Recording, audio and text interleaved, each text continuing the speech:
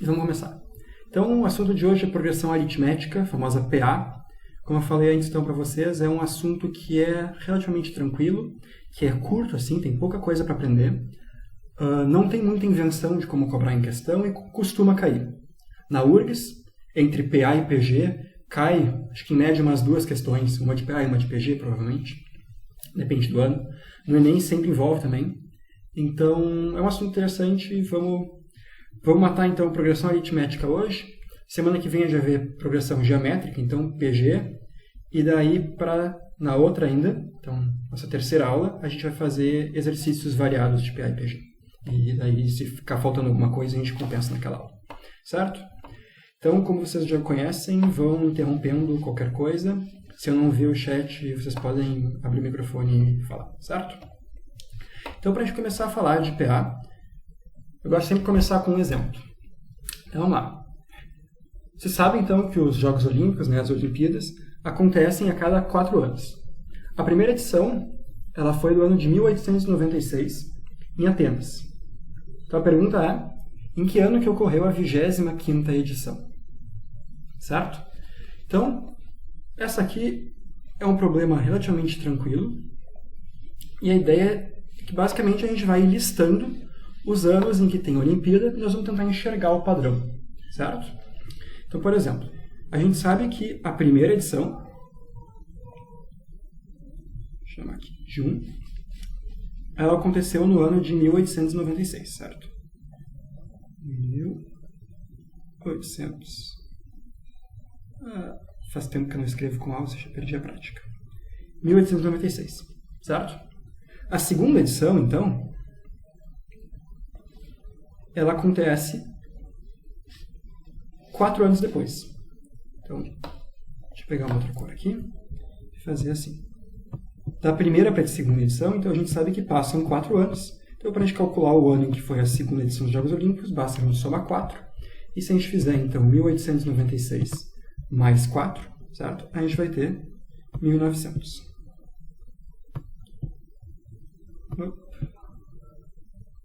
1900. E a gente pode repetir nesse padrão, certo? A terceira edição. Então, terceira edição, a gente pega, calcula, passaram mais 4 anos. Então, daqui para cá a gente vai somar mais 4. E 1900 mais 4, então a gente chega aqui a terceira edição no ano de 1904. E a gente poderia ir anotando ano por ano até chegar na 25ª, mas isso é um processo longo. Imagina que a gente viesse a descobrir não a 25ª, mas a, sei lá, a edição número 60, a edição número... Em que ano vai ser a edição número 2000? Assim vai. Não tem por que a gente vai escrever um número por número no papel, certo? Então nós vamos tentar enxergar qual é o padrão. E o padrão é que, para cada edição, o que a gente tem que fazer para calcular o ano em que ela aconteceu é somar 4, certo? Então, nós vamos repetir esse processo várias vezes, até que a gente vai chegar, então, na 25ª edição. Nas Olimpíadas de número 25. E esse processo a gente vai fazer, então, sempre de somar 4, somar 4, somar 4, certo? Então, a pergunta justamente é, que ano que vai corresponder a essa 25ª edição? Vou pegar uma outra cor aqui, botar um ponto de interrogação. Então, olha só. A gente começa sabendo o ano da primeira, e para chegar na edição 2, a gente tem que somar 4 uma vez. Para chegar na edição 3, a gente tem que somar 4 2 vezes, certo? A gente faz mais 4 e mais 4. Se a gente quisesse a 4ª edição, a gente teria que somar 4 mais 4 mais 4. Então, tudo que a gente tem que fazer, na verdade, é contar quantos pulos desses de mais 4 a gente tem que dar para chegar no 25. Então, olha, eu parto do 1. Quantos pulos eu tenho que dar para chegar no 25? Cada pulo corresponde a uma soma de 4, certo? E do 1 para o 25, vocês imaginarem aqui, a gente tem que dar ao todo 24 pulos, certo? Vê se faz sentido. A gente está indo do 1 para o 25.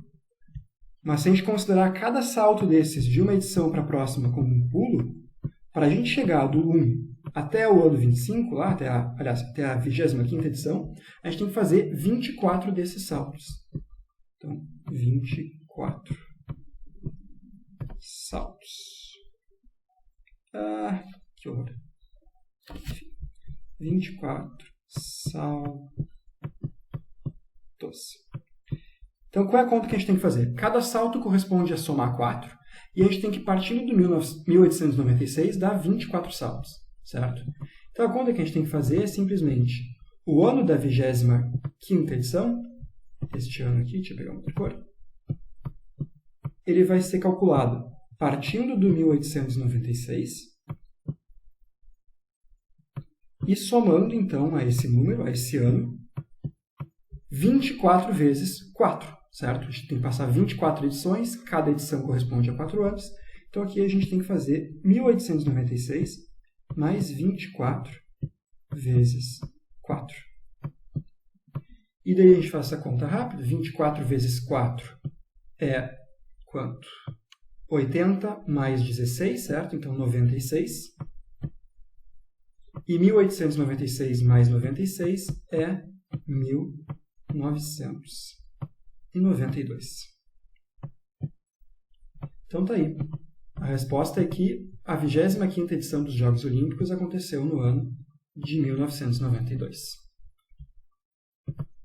Tranquilo por enquanto? 1992. Isso aí, agora que eu estou vendo o chat. Beleza. Faz sentido para vocês, então? É do 1 para o 25, mas são 24 saltos. Até aí tudo tranquilo. Né? O que isso tem a ver com PA, então? Uma PA é uma sequência de números, tipo essa aqui que a gente está vendo. Se a gente anotar os anos de todos os Jogos Olímpicos, a gente vai ter, então, 1896, depois 1900, depois 1904, depois 1908 e assim por diante. Isso aqui, então, essa lista de vários números, nesse caso os anos das Olimpíadas, é uma sequência, é uma progressão. E essa progressão tem uma propriedade especial que faz com que a gente chame ela de uma progressão aritmética. Então vamos aos poucos, definindo esses conceitos com mais precisão. O que é uma progressão? Uma progressão é um nome que a gente usa basicamente... tudo que eu estudei de matemática, eu só vejo o nome progressão quando a gente fala de progressão aritmética ou progressão geométrica. Mas então, por progressão a gente entende uma sequência, certo? Sequência é um termo que é mais comum e significa, se a gente quiser definir matematicamente, é uma lista infinita ordenada de números. O que eu quero dizer com isso? Quer dizer que a gente tem que pegar vários números, infinitos números, ou seja, ela nunca acaba, e a gente coloca eles numa certa ordem. Por exemplo, no caso anterior ali, a nossa sequência correspondia aos anos em que tinha Jogos Olímpicos, certo? Então, se a gente for anotar, a gente tinha o primeiro termo da nossa sequência, o primeiro ano era aquele 1896, certo? Esse aqui é o primeiro. O segundo era o 1900. O terceiro era o 1904 e assim por diante. Então, a gente tem vários valores que estão colocados numa certa ordem, certo? Numa sequência genérica, a gente vai chamar esses valores de A1, A2, A3 e assim por diante. Então, quando a gente está falando de sequências, a gente vê A1, A1 é a notação matemática que a gente vai usar para se referir ao primeiro elemento da sequência, certo? Então, A2 é o segundo elemento da sequência, A3 é o terceiro elemento da sequência e assim por diante. Esse número aqui, que indica então a posição da sequência, por exemplo, cada um desses numerozinhos, é o que a gente vai chamar de índice, certo? Índice. Então, a gente vai listar vários números. Cada um desses números aqui, então, a gente vai chamar o elemento da sequência, o termo da sequência. E esse índice aqui indica em qual posição ele está, certo? O primeiro termo é 1896, o segundo termo é 1900 e assim por diante.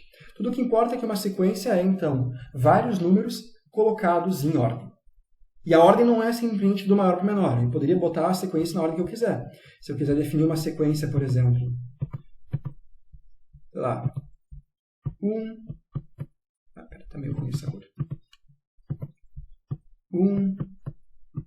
3, menos 7, π, 1 meio, raiz de 2, eita, ficou feio isso aqui, de novo, 1 meio, raiz de 2, não importa.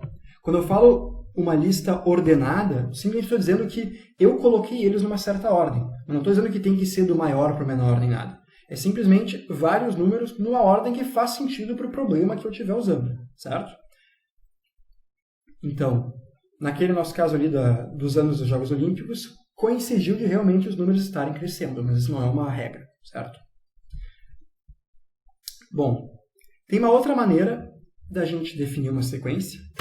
Aqui, bom, eu perdi as anotações, mas em outras palavras, e daí isso aqui é um pouco um jargão mais formal, se parecer confuso, a gente ignora, mas eu acho que é interessante falar, para relacionar com o que a gente estudou antes, que vocês viram nas últimas semanas também, de função. Se vocês pararem para pensar, uma sequência nada mais é do que uma função que associa para cada número natural um número real. O que eu quero dizer com isso? Quando a gente está falando de uma sequência qualquer, né, eu tenho o primeiro elemento, o segundo elemento, o terceiro elemento, o quarto elemento, o quinto elemento e assim por diante. Então, definir uma sequência significa dizer, para cada um desses valores, 1, 2, 3, 4, 5, qual é o número que vai ocupar essa posição, certo? Então, de certa forma, precisamente, isso aqui é uma função. O que essa função ela me faz?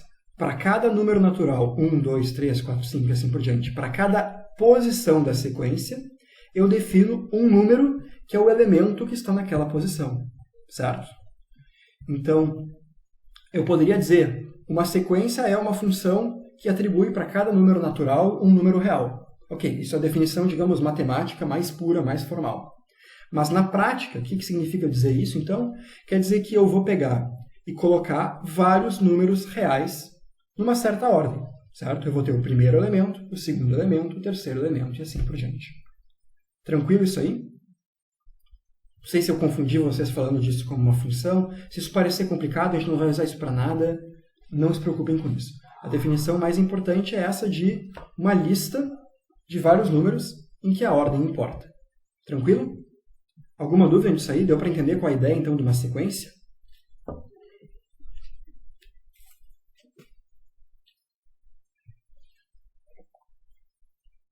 Tranquilo.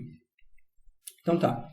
Então, como eu falei, uma sequência, tudo que importa é que eu estou colocando números numa ordem qualquer que faz sentido. Agora, então, se a gente focar só em sequência, isso aqui pode ser literalmente qualquer coisa. Nós estamos interessados em um tipo especial de sequência que tem muita aplicação prática, que é o que a gente chama de uma progressão aritmética.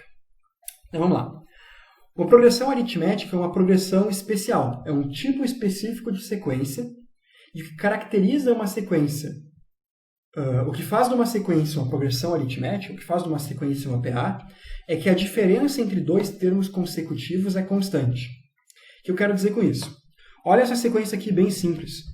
1, 2, 3, 4, 5, 6, 7. E assim por diante, certo? O que eu observo? Que para ir do 1 para o 2, tudo que eu tenho que fazer aqui é somar 1, certo? Para ir do 2 para o 3, eu também somo 1. Para ir do 3 para o 4, eu também somo 1. E assim por diante, certo? Sempre para eu achar o próximo elemento da sequência, tudo que eu preciso fazer nesse caso aqui é somar 1. Outra maneira de ver isso é que se a gente pega um termo qualquer e calcula a diferença em relação ao anterior, isso que eu estou dizendo aqui, a diferença entre dois termos consecutivos, ou seja, 2 menos 1 é 1, 3 menos 2 é 1, 4 menos 3 é 1, e assim por diante, certo? Então, a progressão aritmética é uma sequência em que, para ir de um elemento para o próximo, basta a gente somar sempre o mesmo valor. Esse valor aqui é o que a gente chama, então, de razão da PA. Ou seja, essa nossa sequência aqui, como para ir de um elemento para o próximo basta eu somar 1, ela é uma... Deixa eu escrever digitando aqui para ficar mais bonito. É uma PA de razão 1. Certo? Vamos ver essa próxima sequência aqui. Essa próxima sequência, o que eu tenho que fazer para ir do 10 para o 8? Do 10 para o 8, eu subtraio 2. Certo? Ou eu somo menos 2. Mas enfim, é mais fácil pensar em termos de subtração. Do 8 para o 6, eu também subtraio 2. Do 6 para o 4, eu também subtraio 2. E assim por diante, certo? Vocês veem que a lógica dessa sequência é que sempre para eu achar o próximo elemento, tudo que eu preciso fazer é subtrair 2.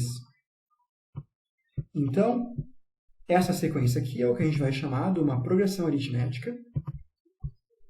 Ela é uma PA de razão menos 2. Certo? O que mais? Essa nossa sequência aqui parece uma sequência tão boba, certo? Que todos os elementos são número 3. Mas, bom, se a gente pensar, para ir em diante aqui, ó, tudo que a gente faz é somar 0. Certo? Mais 0, mais 0, mais 0. Porque, afinal, esse nosso número nunca muda. Todos os elementos da nossa sequência são número 3. Então, embora isso aqui seja um exemplo meio trivial e bobo, assim, não deixa de ser uma progressão aritmética, certo? É uma progressão aritmética, uma PA. Opa. Não é isso que eu queria fazer. Aqui. É uma PA de razão 0. E, finalmente, vamos olhar essa última sequência aqui. Se a gente olhar essa última aqui, vamos ver se ela é uma PA. Quanto que eu tenho que somar para ir do 1 para o 2? Do 1 para o 2 eu tenho que somar 1. Certo? Agora, do 2 para o 4, eu tenho que somar 2. Só que eu já vejo um problema. Para ser uma PA, todos os saltos que eu faço de um elemento para o próximo têm que corresponder a uma soma sempre do mesmo valor. Como aqui do 1 para o 2 eu somei 1 e do 2 para o 4 eu já somei 2, de cara eu vejo que essa sequência é uma sequência, mas não é uma PA, certo? Não existe um número que, para ir sempre de um elemento para o próximo, a gente só some ele. Ó, do 4 para o 8, estou vendo aqui que eu tenho que somar 4, certo? Então essa sequência aqui com certeza não é uma PA. Vou escrever aqui. Não é uma PA. Na verdade, se vocês prestarem atenção, a lógica dessa sequência é que de um elemento para o próximo, olha só, a gente está sempre, na verdade, multiplicando por 2. As sequências em que a lógica é multiplicativa em vez de aditiva vai ser o assunto da nossa próxima semana, certo? Então, para agora, o que importa é nós estamos interessados em progressões aritméticas, certo? O que é uma progressão aritmética? É uma sequência em que, para ir de um elemento para o próximo, eu sempre somo o mesmo valor. E esse valor a gente chama de razão. Tranquilo até aí? Então, agora eu vi que a Jaqueline perguntou se não são sempre multiplicados por 2. Exatamente. Então, essa lógica de que, para ir de um elemento para o próximo, a gente sempre multiplica pelo mesmo valor, é o que caracteriza a sequência como uma PG. Que também tem muitas aplicações, aparece em um monte de casos. Mas o assunto da aula de hoje é uma PA, certo? Semana que vem a gente vai falar de PG. Então, tranquilo até aí? A ideia de PA é simples, certo? Ficou alguma dúvida nisso? Como a gente viu naquele exemplo dos anos das Olimpíadas, como para ir de um ano para o outro da Olimpíada a gente sempre tinha que somar 4, a sequência dos anos em que teve Jogos Olímpicos, portanto, é uma PA também. É uma PA de razão 4. Certo? Então vamos seguindo em frente. Praticamente todos os cálculos que a gente tem que fazer com uma PA é calcular o valor do enésimo termo, que eu quero dizer com o enésimo termo. Isso aqui a gente fala bastante, mas vou pegar uma outra cor melhor. O primeiro termo, o segundo termo, o terceiro termo e assim por diante. Às vezes a gente vai querer se referir a um termo de uma posição que a gente não está especificando ainda, certo? A gente deixa uma incógnita aqui que se refere a uma posição n qualquer. Então, isso aqui é o índice aqui desse termo é o n. Em geral, quando a gente se refere a um termo qualquer, a gente se refere ao enésimo termo, certo? Com a ideia de que esse n aqui a gente substitui pelo número que nos interessar no momento. Então, o problema basicamente que a gente tem de problemas de PA é como que eu posso calcular o valor do enésimo termo. Naquele exemplo que a gente resolveu antes, ó, vamos voltar para aqui. O nosso objetivo era calcular, se a gente parasse para prestar atenção, quem é o nosso 25º elemento, certo? Quem é o nosso A25. Agora, o nosso objetivo, então, é, em vez de nos preocupar com a 25ª edição, vamos calcular de uma vez só qual seria o ano de uma enésima edição qualquer, certo? Então, em vez de calcular o 25º termo, a gente tem que calcular o enésimo termo dessa nossa sequência. E é isso que a gente chama, em geral, então, de calcular o termo geral da PG. É calcular, então, quem vai ser esse AN para um N qualquer. Em geral, pensa, para a gente conhecer todos os valores da nossa PA, basta a gente conhecer duas coisas. Basta a gente conhecer o primeiro elemento e basta a gente conhecer quem é a razão, certo? Se a gente sabe o primeiro elemento e a gente sabe a razão, a gente tem toda a informação suficiente para construir todos os outros termos da nossa sequência. Então, como que a gente faria isso? Olha só. Por exemplo, a gente sabe que o A2 é o A1. É o A1 mais a razão. Certo? O A3 é o A1. E para ir do A1 para o A3, eu tenho que somar a razão e depois somar a razão de novo. Certo? Então, para calcular o A3, o que eu faço? Eu pego o A1 e eu somo 2R.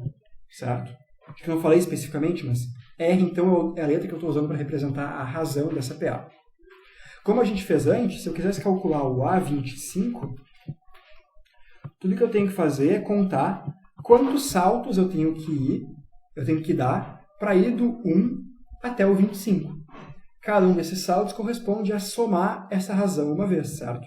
Então, como a gente viu naquele exemplo dos Jogos Olímpicos, para calcular o A25, o que a gente tem que fazer é partir do A1 e somar, no caso, 24 vezes a razão, certo? Porque o número de saltos que a gente tem que dar para chegar do 1 até o 25 é 24, certo? Então agora, tendo essa ideia em mente, vamos imaginar que a gente quer calcular o enésimo termo, o AN, certo? Em que o N então, é uma posição genérica. Como que eu faço isso? Ora, percebe que tem um padrão, tá vendo? Para ir do 1 para o 2, eu tenho que dar um salto. Para ir do 1 para o 3, eu tenho que dar 2 saltos. Para ir do 1 para o 25, eu tenho que dar 24 saltos. Para ir do 1 para o N, eu tenho que dar, portanto, N menos 1 saltos. Certo? Então, a nossa fórmula que vai aparecer, então, que é o que em geral se chama da fórmula para o termo geral de uma progressão aritmética, é o seguinte. Para eu calcular o termo de uma posição n qualquer, eu parto do primeiro termo e eu somo n menos 1 vezes a razão. Por que n menos 1, então? Porque para eu ir do 1 até o termo n, eu tenho que dar n menos 1 saltos. Que nem para chegar do 1 até o 25, eu tive que dar 24 saltos. Certo? Então, essa aqui é uma fórmula que muitas vezes a gente decora, mas eu acho que vocês não precisam ficar realmente decorar a n igual a 1 mais n menos 1 vezes r. O que vocês precisam decorar / entender, é um pouco no meio dos dois, mas é que tudo que eu preciso fazer para calcular um termo qualquer de uma PA é partir de um termo que eu conheço e contar quantos saltos eu tenho que dar para chegar naquele termo que me interessa. Como cada um desses saltos corresponde a somar uma razão, somar um valor R qualquer, aí, que define a minha progressão, para calcular o meu termo AN, então, eu parto do A1 e eu adiciono o número de saltos vezes o valor que eu estou somando a cada salto. Então, A1 mais N menos 1 vezes a razão. Certo? Então, eu deixei aqui um pouco mais bonito para não depender da minha caligrafia feia no computador. A fórmula para o termo geral de uma PA, é essa. O enésimo termo é o primeiro termo mais N menos 1 vezes a razão. Tranquilo aí? Faz sentido essa fórmula? O meu desejo seria não decorem, tipo, virar uma musiquinha, a n é igual a 1 mais n menos 1 vezes a razão. Entendam essa lógica de eu parto do termo que eu conheço, eu conto quantos saltos eu tenho que dar até o termo que eu quero calcular, e, portanto, o valor que eu tenho que somar é o número de saltos vezes a razão da sequência, razão da PA. E o número de saltos, no caso, para eu ir do A1 até o AN, é n menos 1. Beleza isso aí? Alguma dúvida?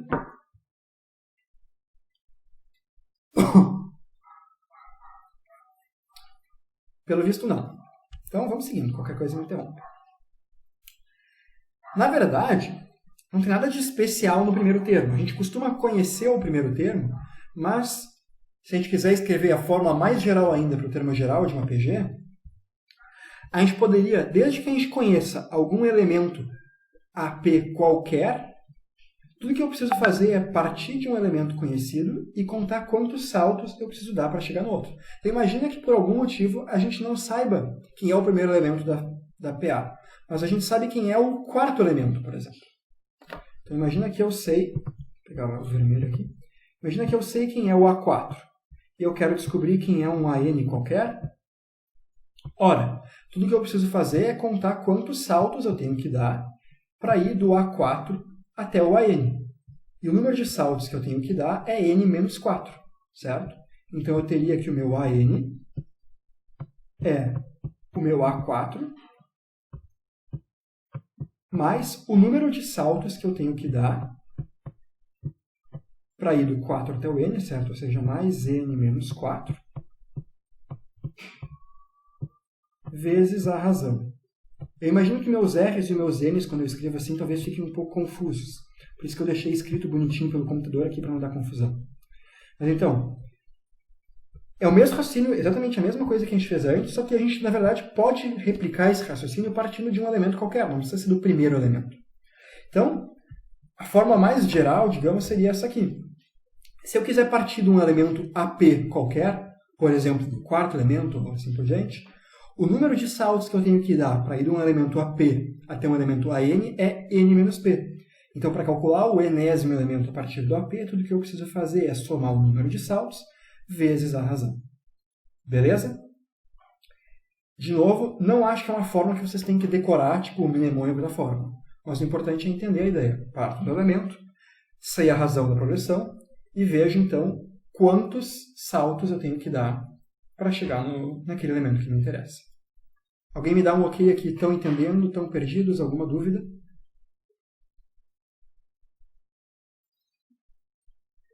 De boa. Beleza. E praticamente acabou a teoria. Viu? Essa fórmula aqui resume praticamente toda a teoria de PA. Depois a gente vai ver a parte de soma dos termos de PA. Mas para calcular os elementos de uma PA, a teoria é essa. Então, vamos fazer um exemplinho para botar isso na prática. Porque falando assim parece muito tranquilo, certo? E é tranquilo, mas talvez tenha algumas sutilezas de vez em quando. Porque afinal, se a gente conhece um elemento e a gente conhece a razão, é muito fácil a gente calcular qualquer termo, mas às vezes a gente não conhece a razão, enfim, vamos ver o que pode acontecer em problemas de PA. Estou vendo aqui que o Luan agora perguntou quem seria o AP. Um termo sem ordem? Não, o AP é um termo qualquer. Eu estou só... Esse P aqui é um número, certo? É 1, é 2, é 3 ou é 4, não importa. Ele é simplesmente o índice desse termo aqui. Como eu disse, antes a gente escreveu essa fórmula aqui, certo? O AN, que é o termo da posição que a gente quer calcular. Por exemplo, eu posso querer calcular o A25, eu posso querer calcular o A32, eu posso querer calcular o A2000, não importa. O A, posição que eu quiser calcular, eu posso partir do A1 e somar n menos 1 vezes a razão. Mas também eu posso partir do A4 e somar n menos 4 vezes a razão. Ou eu posso partir do A6 e somar n menos 6 vezes a razão. Não importa. Eu posso partir de um AP qualquer. Então, esse AP é simplesmente um termo que eu conheço. Estou só escrevendo ele da forma mais geral possível. Mas se colocar esse monte de letra confunde, pensa que poderia... o meu objetivo é calcular... Deixa eu pegar uma outra cor aqui. É calcular quem é o A30 a partir do conhecimento do A8. O que eu tenho que fazer, então? Bom, se eu sei o A8, se eu sei o oitavo elemento da sequência, e eu quero calcular quem é o 30º, quantos saltos eu tenho que dar para ir do 8 para o 30? 22 saltos, né? Então, para calcular o A30 a partir do A8, tudo que eu tenho que fazer é somar 22 vezes a razão. Então, esse P e esse N estão representando aqui, de uma maneira genérica, esse 30... Vou pegar outra cor. Esse 30 e esse 8, certo? Então, simplesmente guardando o lugar de um número, eles são uma variável. Simplesmente para me dizer que se eu quiser partir de um elemento qualquer, por exemplo, o oitavo, e chegar num outro elemento qualquer, por exemplo, o 30º, o número de vezes que eu tenho que somar a razão para ir de um e para o outro é justamente a diferença entre a posição que esses termos ocupam na sequência. Como eu tive que ir do 8 para o 30, o número de vezes que eu tenho que somar a razão é 22, certo? Porque justamente 22 é o número de saltos que eu tenho que dar para ir do 8 para o 30, e eu calculei esse 22 fazendo 30 menos 8. Então aqui é como se o N fosse 30 e o P fosse 8. E o número de razões que eu tenho que somar, então, é 22. Certo? Fez sentido aí? Se tu conseguir fazer esse raciocínio aqui, sem decorar a fórmula, melhor ainda. Certo? O importante é entender esse raciocínio. Tem um que eu conheço, tem um que eu quero descobrir, quantas razões eu tenho que somar. Mas se tu quiser escrever isso como uma fórmula, ela ficaria assim. Beleza? Então, se não temos mais dúvidas, vamos para um exercício aqui. Essa é uma questão da URGS de 2018, 2019? Não sei. De 2017 para cá. Eu olhei as provas de 2017, 18, 19 e 20 da URGS e catei 3 exercícios para a gente usar de exemplo ao longo da aula. Então, vamos lá. Considere o padrão de construção dos triângulos com palitos representados na figura abaixo. Etapa 1, 2, 3. E imagina, então, que tu repita esse padrão várias vezes. Até que tu chegue, então, numa etapa N. Então, N aqui é alguma etapa, sei lá, 20, 30, não sei. E nessa etapa são usados 245 palitos. A pergunta, então, quem é o N? Ou seja, qual é a posição, se a gente repetir esse padrão aqui de colocar palitos assim, qual vai ser a etapa em que a gente chega em 245 palitos? Então vamos tentar entender qual é o padrão. Olha só. Para eu ir desse triângulo aqui para essa figura da etapa 2, o que eu fiz foi colocar esses 2 palitos que eu estou pintando de laranja. Certo? Então, da 1 para 2, o que eu fiz foi colocar 2 palitos. Da 2 para 3, de novo, eu coloquei mais esses 2 palitos aqui, certo? Então, para a etapa 2 para a etapa 3, eu tive que somar 2 palitos. Ó, já vi que a Jaqueline deu um palpite aqui, 121. Confesso que eu agora não tenho valor de cabeça. Mas bem possível que esteja certo. Vamos fazer a conta. Então percebe que se a gente anotar o número de palitos em cada etapa, a gente constrói uma PA. Olha só. A gente faz aqui. Na primeira etapa a gente tem 3. Na segunda etapa a gente tem 5. Na terceira etapa a gente tem 7. E assim por diante. E a gente está vendo que a gente segue esse padrão, então, que é uma PA de razão 2, até que a gente chega numa certa etapa em que a gente tem 245 elementos. 245 palitos. Certo? E então, só para deixar explícito aqui, essa é uma PA de razão 2. Então, se esse aqui é o A1, se o 5 aqui é o A2, e assim por diante, o nosso 245 é o AN, quanto vale esse N, certo? Qual é a etapa em que a gente obtém os 245? Como que a gente pode fazer essa lógica? Bom, o 245, então, eu calculo a partir do meu primeiro elemento, certo? Então, para eu chegar no 245, eu parto do meu A1, eu parto dessa minha figura aqui da etapa 1, que tem 3 palitos, e eu tenho que dar vários saltos até chegar, então, no 245. Quantos saltos eu tenho que dar? Bom, como a gente viu, para ir do A1 até o AN, eu tenho que dar N menos 1 saltos. Certo? E cada um desses saltos corresponde a somar 2. Então, para eu chegar a partir do 3 ao 245, eu tenho que somar n-1 vezes o número 2. E daí percebe que a gente já montou uma equação aqui, que só tem uma incógnita, que é esse n. Então agora basta a gente resolver essa equação, que é uma equação tranquila, certo? A gente passa o 3 para lá, fica 245 menos 3, ou seja, 242 é igual a n-1 vezes 2. Daí, de novo, agora, a gente pode passar o 2 para o lado de lá dividindo. E daí, estou vendo de onde estou achando 121, e não é bem isso, mas está quase.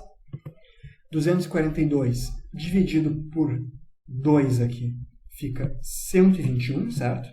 Só que 121, então, não é a posição, mas é o número de saltos que eu tenho que dar para chegar no 245.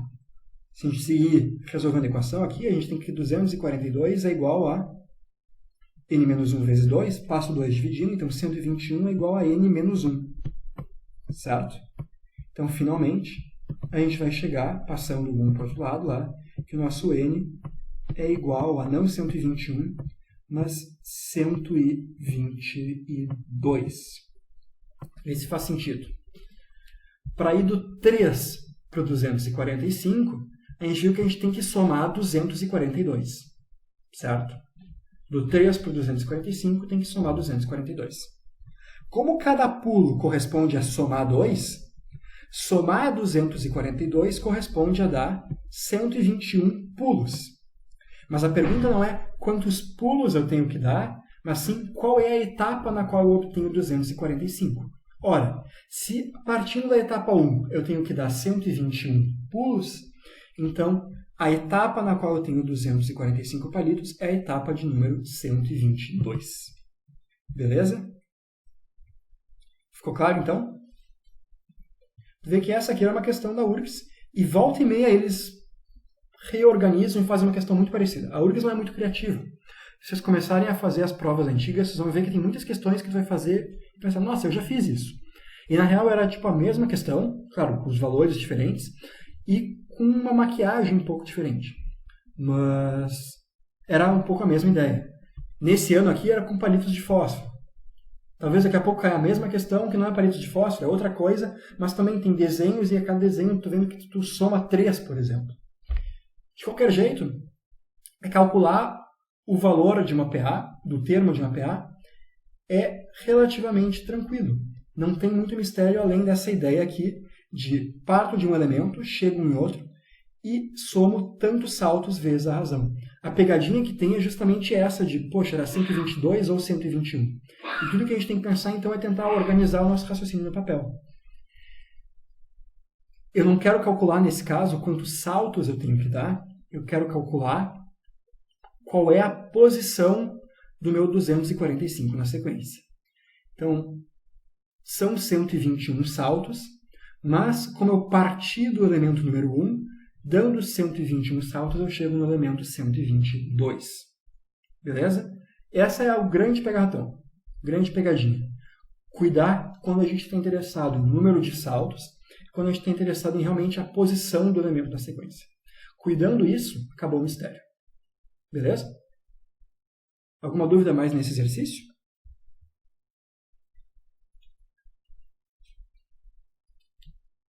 Eu vou só pegar mais uma aguinha. Vão pensando se tem dúvidas. 2 segundos.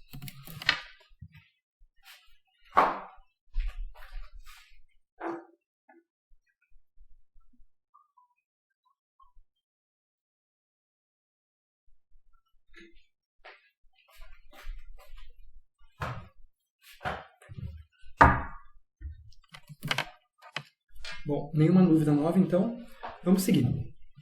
Como eu falei, a teoria de como calcular então, os termos da progressão aritmética acabou. O que ainda tem para a gente desenvolver é a soma dos termos de uma PA. O que eu quero dizer com isso, então? Tem uma historinha famosa, que não se sabe, até onde eu sei, não sei se é verdade ou não, mas praticamente todo mundo conta quando fala de PA, que é o seguinte. Tem um matemático muito famoso, final do século XVIII, começo do século XIX, que foi o Gauss, que é esse desenho aqui que eu coloquei. Se vocês forem fazer na faculdade qualquer curso mais de exatas que envolva, vocês vão ver que quando vocês estiverem estudando matemática do ensino superior, o nome desse cara vai aparecer toda hora. Ele foi um dos grandes gênios da matemática, ele contribuiu com vários e vários ramos da matemática e da física, e o cara realmente era um gênio. Então tem uma historinha que quando ele estava no primário, lá no ensino fundamental, sei lá como é que chamava na época, na Alemanha, o professor lá para os seus aluninhos de 6 anos passou a tarefa de me somem todos os números de 1 a 100. Ou seja, calculem quanto é 1 mais 2 mais 3 mais 4 mais 5, assim por diante. E sabendo que isso era uma calculeira dos infernos, cruzou os braços lá e ficou lendo a revista dele, sei lá. E o Gauss deu 30 segundos, sei lá, deu 2 minutos, e chegou para o professor. É 5.050. E o professor ficou de boca aberta. Porque como que a criança de 6 anos tão rápido somou os números? Todos os coleguinhas do Gauss estavam lá. 1 mais 2, 3. 3 mais 3, 6. 6 mais 4, 10. Até chegar no 100, eles iam demorar um monte. E o professor foi lá, fez as contas lá, e demorou muito mais que o Gauss, e chegou. Putz, é realmente 5.050. E daí o Gauss disse, sim, é muito simples. Tu não precisa fazer a conta um número por um.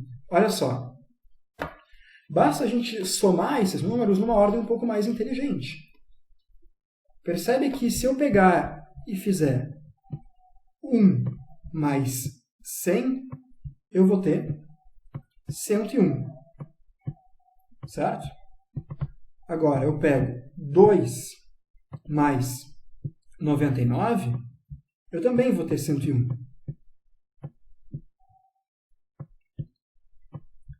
Se eu pegar 3 mais 98,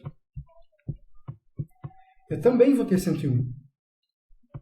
E o que o Gauss percebeu, então, é que se ele fosse pegando o primeiro com o último, o segundo com o penúltimo, o terceiro com o antepenúltimo, e assim por diante, tudo que ele tinha que fazer é somar 101 várias vezes. Então, essa conta que parece ser somar vários números diferentes várias vezes, daqui a pouco, a gente percebe que ela pode ser reescrita como sendo somar simplesmente o 101 várias vezes. Então, somar o mesmo número várias vezes é algo que a gente conhece, é multiplicação, certo?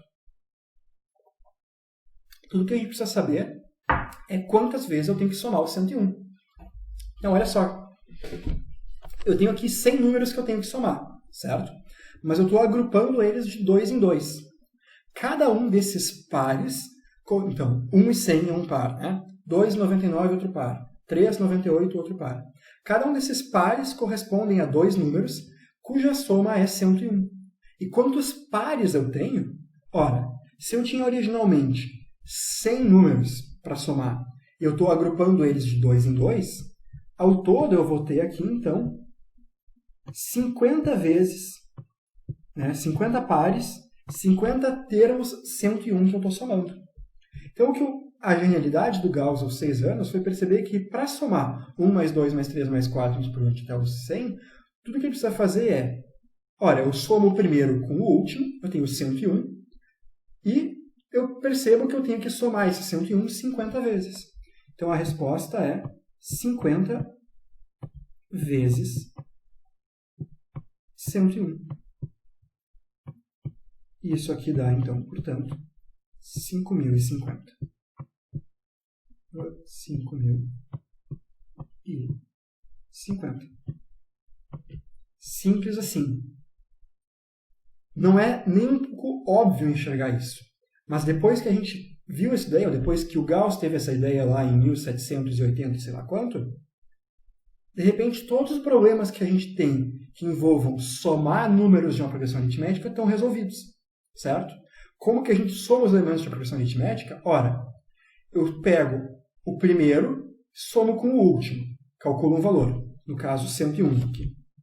E depois vou repetindo isso com o segundo penúltimo, o terceiro com o antepenúltimo e assim por diante.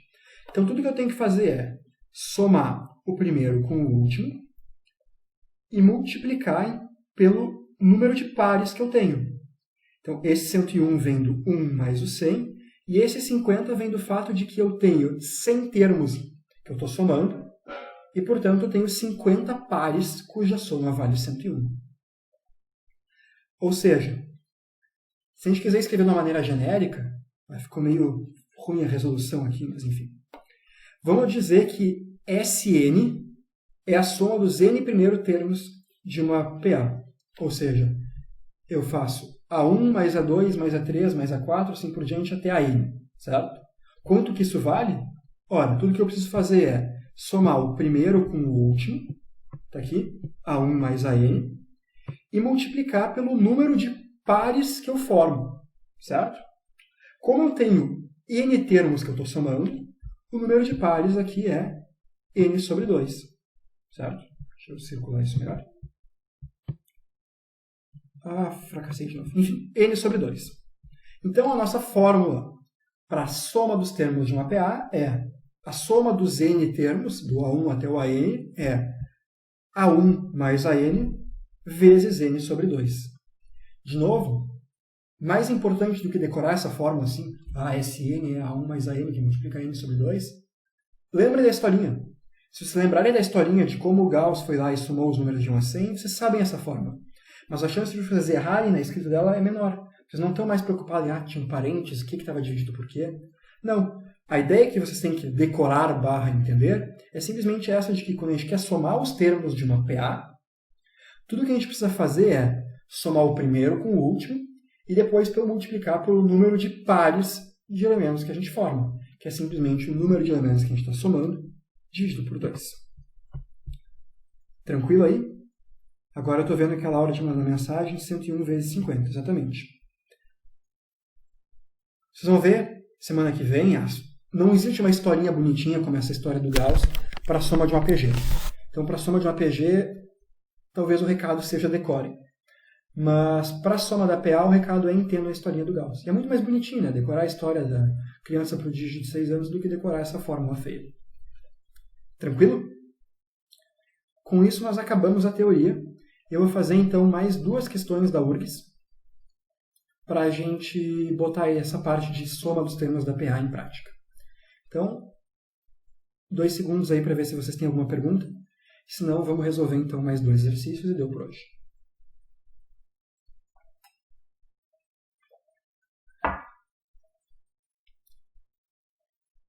Deixa eu ver aí, o outro está escrevendo. Acho que ok. Beleza, vamos lá. Essa questão aqui, então. Numa escola, as turmas do ensino médio totalizavam 231 estudantes. Para uma atividade festiva na escola, todos os estudantes foram dispostos em fila, obedecendo a seguinte disposição. 1 estudante na primeira fila, 2 na segunda, 3 na terceira e assim por diante. O número de filas que foram formadas com todos os estudantes é... Então, o que está acontecendo aqui? Vamos imaginar que a gente tem aqui, então, 1 estudante na primeira fila. Vou fazer uma bolinha para cada estudante. Na segunda fila, eu tenho 2 estudantes. Na terceira fila, eu tenho 3 estudantes. E assim por diante. Então, o número total de estudantes que eu tenho é 1 mais 2 mais 3 mais 4 e assim por diante, até o número de filas que eu vou ter. Até mais n, certo? Vê se isso faz sentido. Na primeira fila, vou chamar essa aqui de fila 1. Na primeira fila, eu tenho 1 aluno. Na segunda fila, eu tenho 2 alunos. Na terceira fila, eu tenho 3 alunos. E assim por diante, certo? Até que na minha última fila, que eu não sei qual é, então eu vou chamar de fila N, eu vou ter meus vários aluninhos aqui. Certo? Não sei quantos. Aliás, sei, né? N. Só não sei quanto que esse N vale. Então, o número total de alunos que eu tenho é 1, mais 2, mais 3, mais 4, assim por diante, até mais N. E eu sei, então, que ao todo... Deixa eu pegar aqui de novo o texto. Ao todo, então, essa soma dá 231. Ficou desencontrado, mas enfim. A ideia é essa, certo? Primeira fila 1 aluno, segunda fila 2 alunos, terceira fila 3 alunos, assim por diante, até que a nossa última fila, que eu não sei qual é, então eu vou chamar de N, eu tenho N alunos. O número total de alunos é 1 mais 2 mais 3 mais 4 por diante, até mais N, e esse total vale 231. A pergunta agora então é, quanto vale esse N? O jeito, digamos, ingênuo de resolver isso seria ir somando 1 mais 2 mais 3 e ver quanto dá. Mas esse é o jeito que os coleguinhas do Gauss fariam. Como que o Gauss faria isso? Então, como que a gente aplica essa ideia, essa historinha do Gauss, para resolver esse problema? Ora, se eu quiser calcular quanto que é a soma de 1 mais 2 mais 3 mais 4, assim por diante, até mais N, tudo que eu tenho que fazer é pegar, somar o primeiro com o último elemento. Então, vamos lá. Vamos escrever aqui numa outra cor. A soma, que é o meu 231, eu posso calcular somando o primeiro com o último elemento e multiplicando, vou botar esse asterisco aqui para representar vezes, certo? Multiplicando pelo número de pares de termos que eu formo, ou seja, n dividido por 2, certo? Eu tenho n termos que eu estou somando, então a soma desses meus n termos é o primeiro termo, que vale 1, mais o último termo, que vale n, vezes o número de pares de termos que eu formo. Como eu tenho n números que eu estou somando, eu tenho, então, que multiplicar. O número de pares é n sobre 2, por isso eu tenho que multiplicar por n sobre 2. Certo? E daí, aqui, agora, de novo, a gente caiu numa equação em que a gente tem esse n como incógnita. O que a gente faz? A gente pode passar esse 2 aqui multiplicando para o lado de lá, e a gente vai ter que 2 vezes 231, ou seja, 462, é igual a 1 mais n vezes n. 1 mais n vezes n. E se a gente fizer essa multiplicação, a gente vai ter n mais n ao quadrado. E, de repente, do nada, apareceu uma equação de segundo grau. O que eu faço? Respira fundo, resolve a equação de segundo grau. Certo? Equações de segundo grau a gente estuda porque elas realmente aparecem em tudo que é tipo de problema. Tu vê que isso aqui não tem nada a ver com resolve essa equação de segundo grau. No momento que a gente monta o nosso problema, a gente cai numa equação e quando a gente se dá conta, existe um n quadrado nessa equação. O que a gente vai ter que fazer? Bom, no momento que a gente tem essa equação, a gente pode abstrair o contexto do problema e simplesmente pensar, eu quero descobrir qual é o valor de n que faz com que, quando eu substituir nessa fórmula aqui, quando eu fizer esse n ao quadrado mais o n, eu tenho 462. Então, como que a gente faz isso? Vamos fazer o nosso jeito tradicional de resolver equações de segundo grau. A gente passa primeiro tudo para o mesmo lado. Então, eu vou passar esse 462 para o lado de lá, e a gente fica, então, com n ao quadrado mais n menos 462 é igual a 0. E daí, aqui a gente tem nossas duas escolhas. Fórmula de Bhaskara ou produto de soma. Por produto de soma, o que significaria? Vamos aproveitar e revisar isso, já que a gente tem tempo. Lembra que, quando a gente tem uma equação de segundo grau, a gente se interessa em olhar quem são os coeficientes que multiplicam o n quadrado, que multiplica o n, e o termo que está solto aqui. Então, nesse nosso caso, vou pegar uma outra cor. O nosso A, que é o cara que multiplica o n quadrado, é 1. O nosso B, que é o cara que multiplica o n, é 1. E o nosso C, que é o cara que está sozinho ali, é menos 462. Certo? Não esquece do menos. Como que a gente resolve uma equação por produto de soma? Lembra que uma equação de segundo grau ela vai ter duas soluções. Certo? A ideia do produto de soma é que essas duas soluções, quando multiplicadas, o produto delas vale sempre C sobre A. No nosso caso aqui, vale, então, menos 462. E a nossa soma, ela vale menos B sobre A. Ou seja, ela vale menos 1 dividido por 1. ou seja, menos 1. Então, resolver a nossa equação aqui por produto de soma significa buscar. Vamos pensar dois números que somados dão menos 1 e que multiplicados dão menos 462. Pensando assim é complicado. Então, eu olhando assim não consigo pensar, puta, quem são esses dois números aqui que somados dão menos 1 e que multiplicados dão menos 462? Então, não parece ser uma boa, digamos, uma boa alternativa para resolver isso. Vamos para a Bhaskara. Esse produto de soma vai nos servir depois para verificar que a gente fez a Bhaskara certo. Vamos lá. Lembra nossa querida fórmula de Bhaskara? Mudando de cor aqui de novo.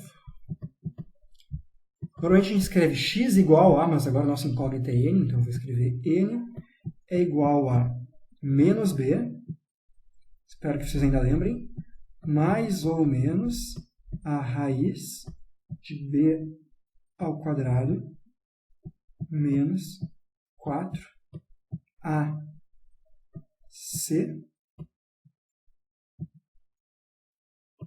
dividido por 2a. Ou seja, no nosso caso aqui a gente tem menos b, ou seja, menos 1, mais ou menos a raiz de b ao quadrado. B ao quadrado é 1, certo? Porque 1 ao quadrado é 1. Menos 4 vezes a vezes c. Ora, a vezes c é 1 vezes menos 462. Então, é menos 462. Então, menos 4ac é menos 4 vezes 462. E isso aqui dá... Deixa eu fazer a conta rapidinho. 462 vezes 4. 1848, certo? Menos 4ac, menos 4 vezes 1 vezes menos 462, dá 1848.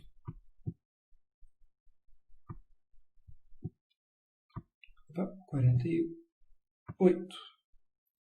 Tudo isso aqui, então, dividido por 2.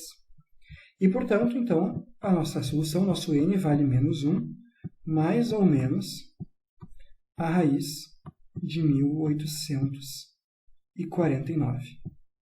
Você vai me dizer, porra, Fábio, como é que eu vou, no meio do vestibular da URGS, descobrir quanto que é a raiz de 1849? E eu vou te dizer, na vida real, você ia pegar a tua calculadora e perguntar para a tua calculadora quanto que isso vale.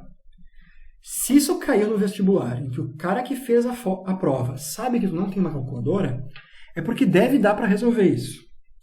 A maneira que eu gosto de pensar para achar as raízes desses números grandes é o seguinte.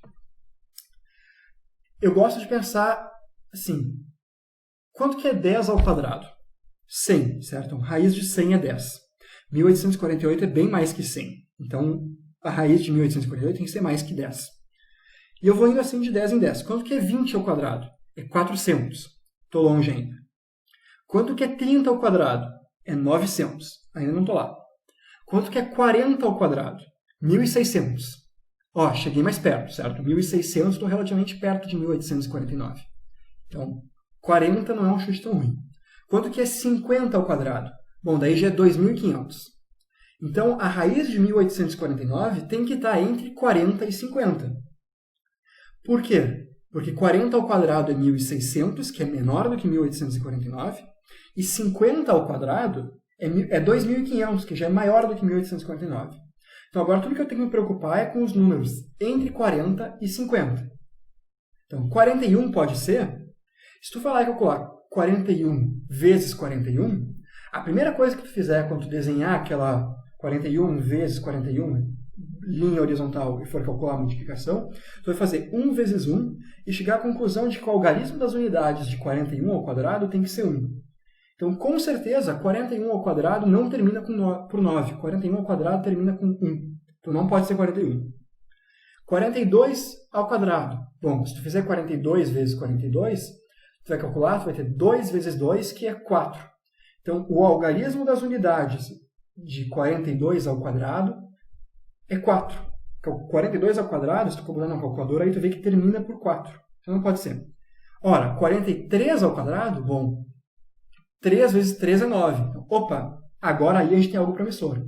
Aí tu vai lá no teu caderno e tu faz 43 vezes 43, e para tua, provavelmente não tanta surpresa, tu vai descobrir que é 1849.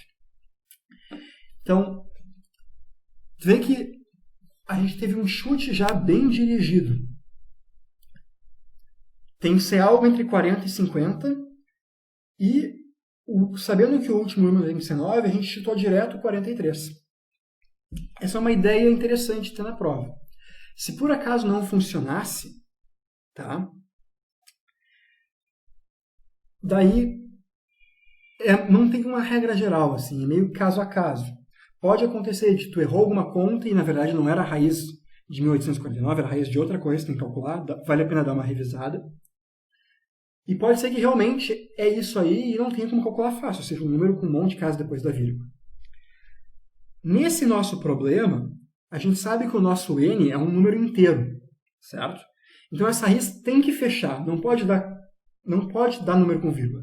Tem que ter um número inteiro que vai fazer com que isso funcione. Senão essa questão teria um problema.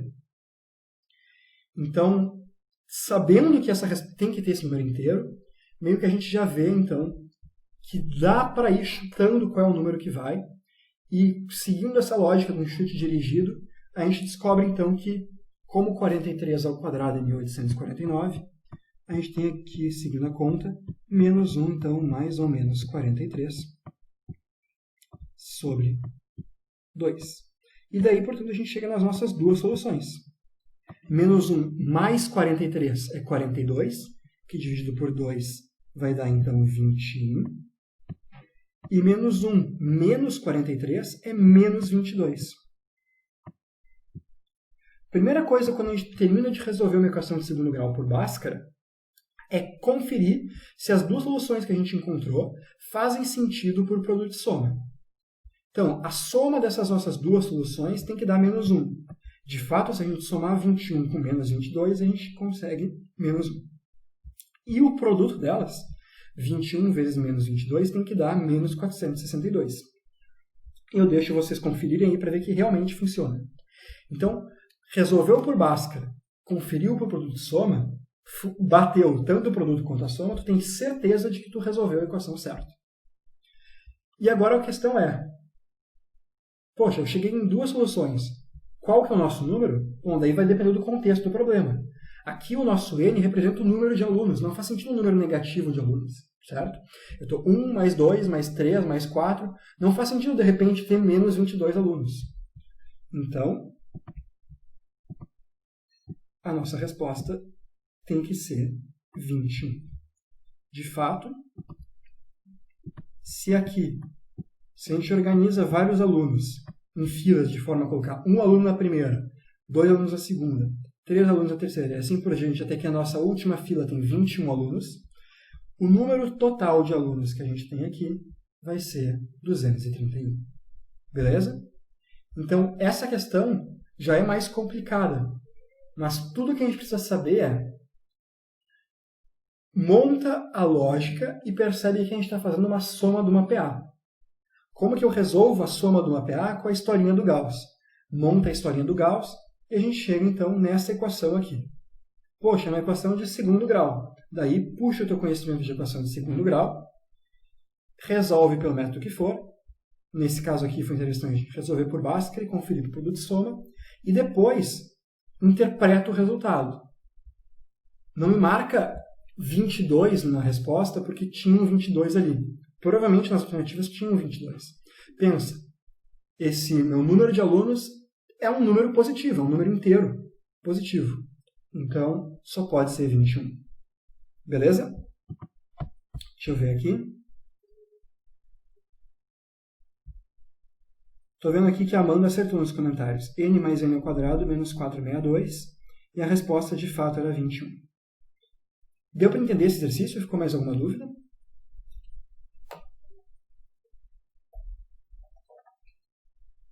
Sem dúvidas.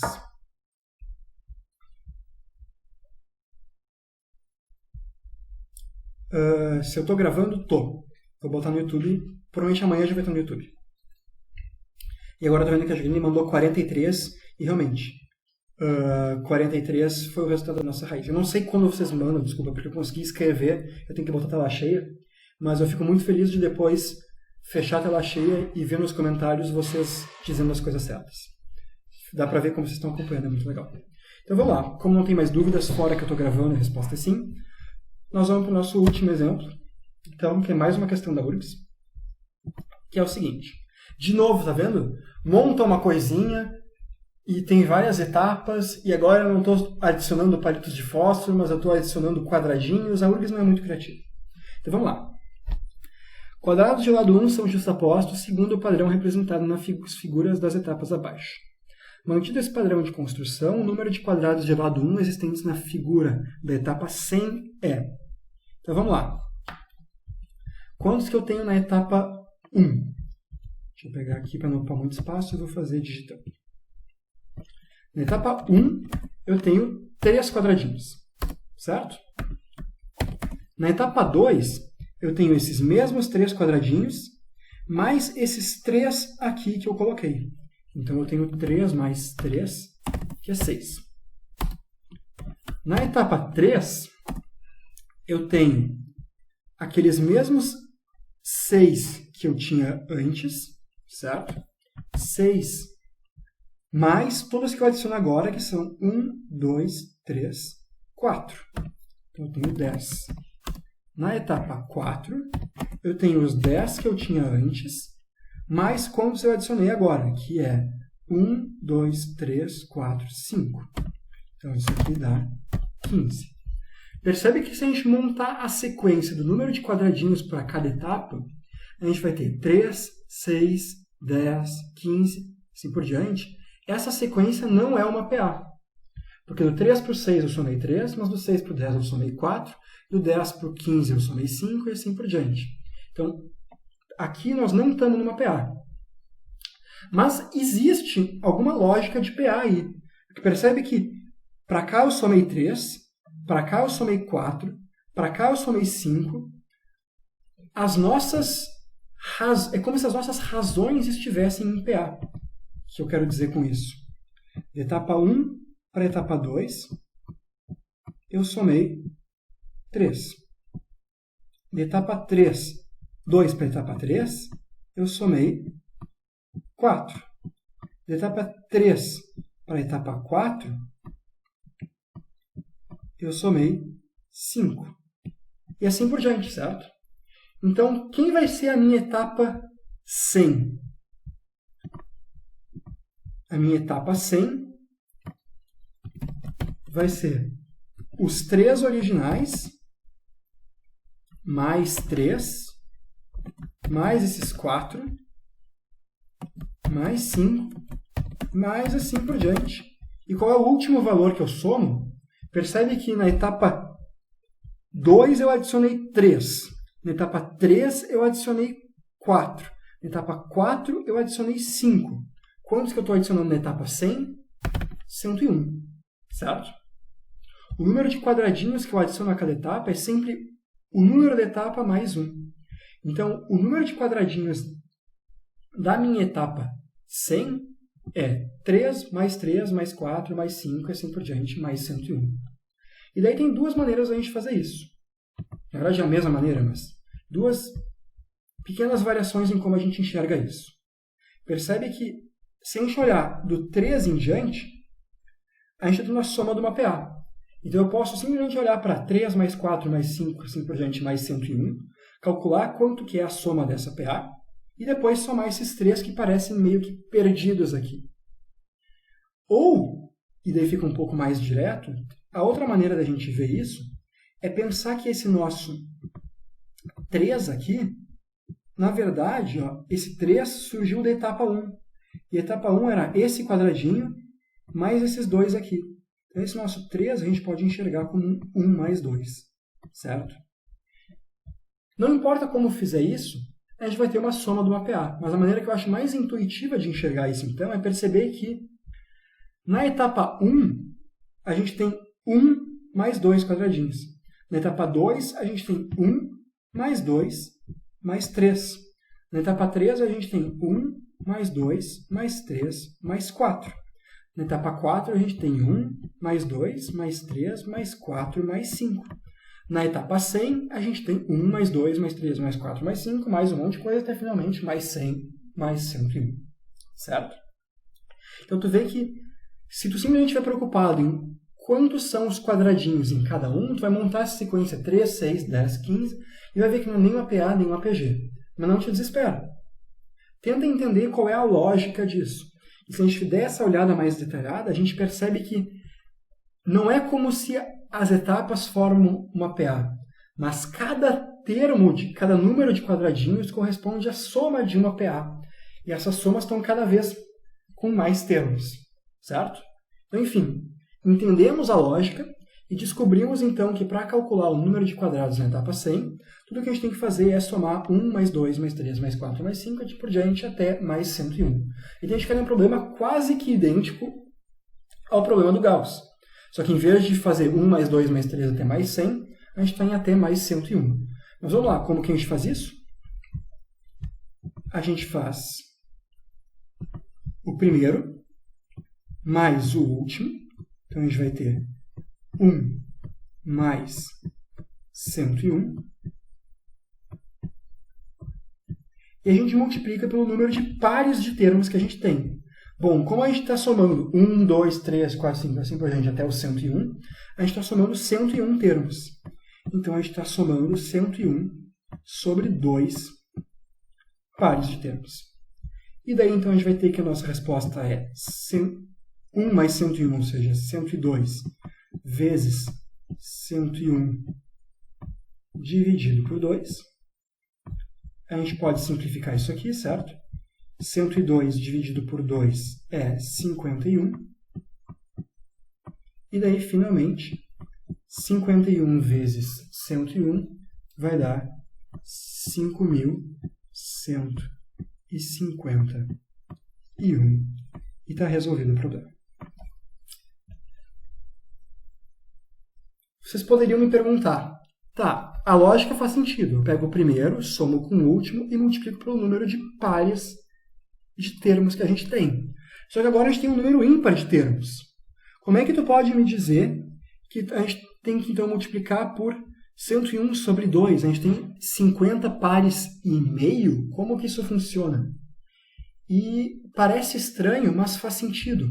Porque olha só, se a gente fosse fazendo aquela nossa associação, a gente pareia o primeiro com o último. Então, o 1 com o 101, a soma dá 102.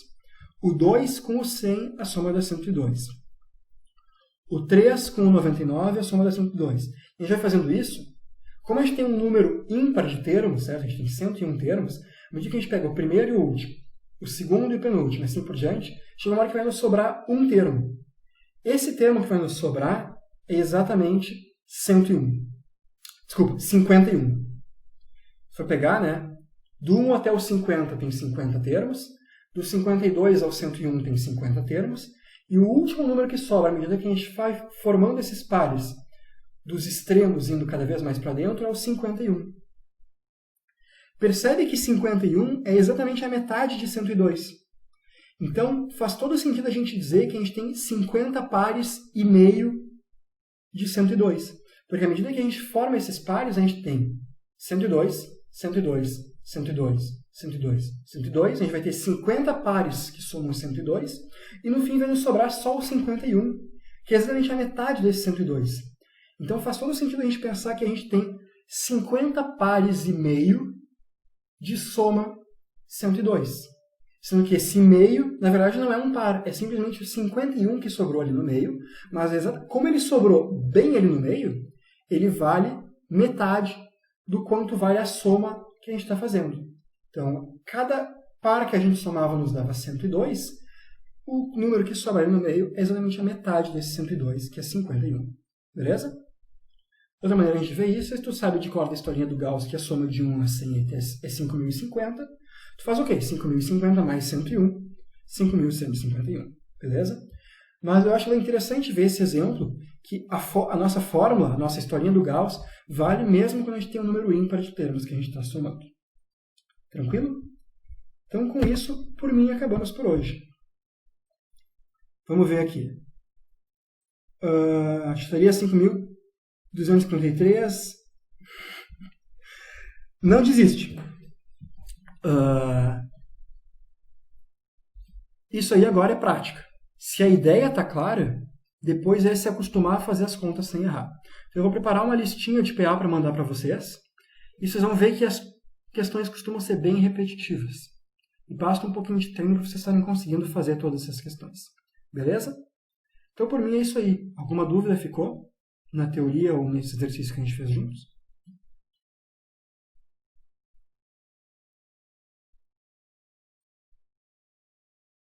Pode, áudio, claro.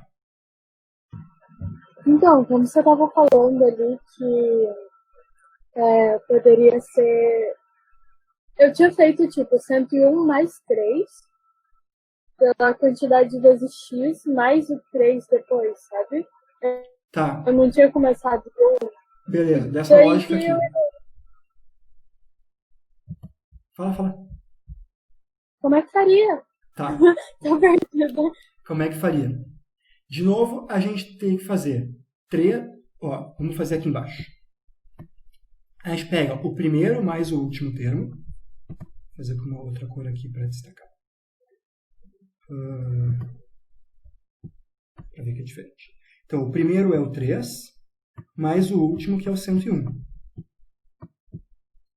E a gente tem que multiplicar, então, por o número de pares de termos que a gente forma.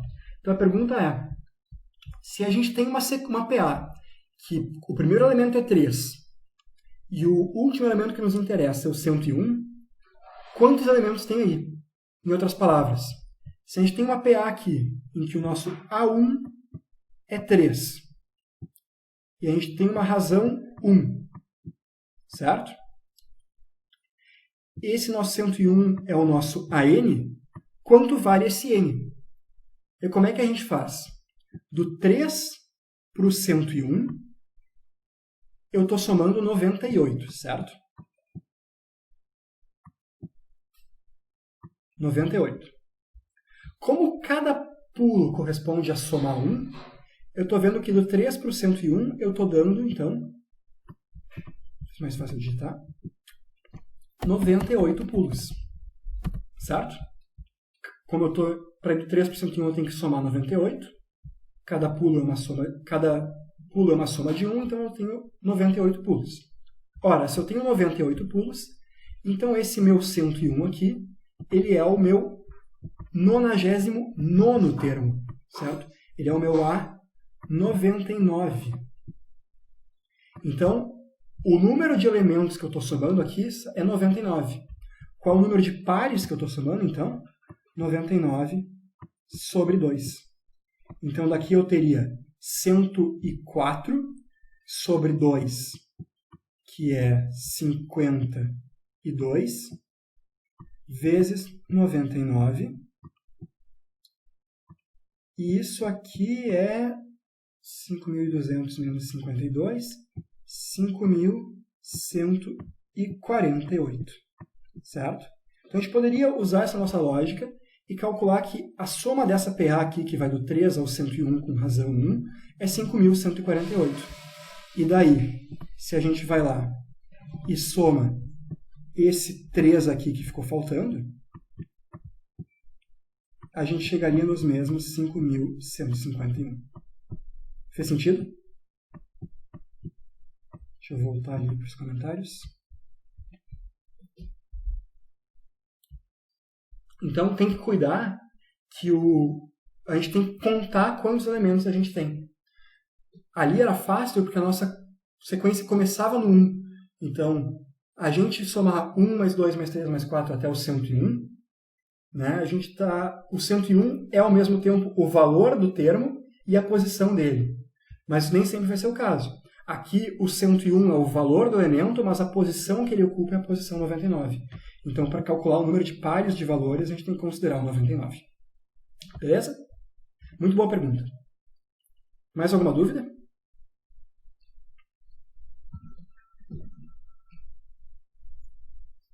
Então tá. Bom, gente, muito obrigado pela companhia. Se sobrar alguma dúvida depois, quando estiverem estudando, podem mandar mensagem sempre. Eu vou botar essa aula no YouTube amanhã. E é isso. Eu vou preparar uma listinha de exercícios para mandar para vocês. Certo?